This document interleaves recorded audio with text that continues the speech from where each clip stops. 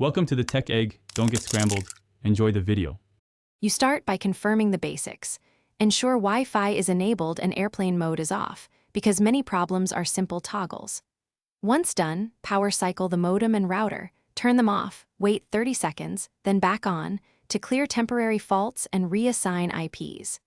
Next, test a second device on the same network to determine whether the problem is local to your device or the network itself. This narrows down your next steps and saves time when you proceed to configuration checks. Now dig into configuration. Run your operating system's network troubleshooter or open a command prompt and ping 8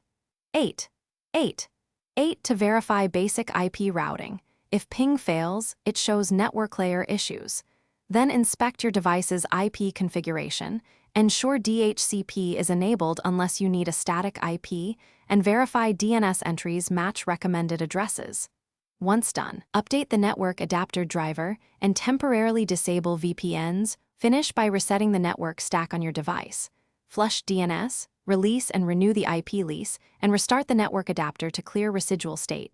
These steps rebuild connections cleanly. If the router still misbehaves, consider a factory reset, but only after backing up custom settings like port forwards and Wi-Fi keys, because you'll lose them.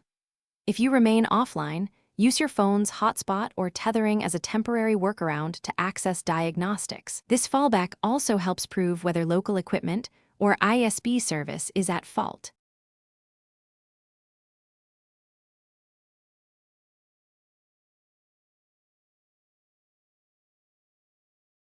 Thanks for watching. Consider subscribing if I helped unscramble your problems.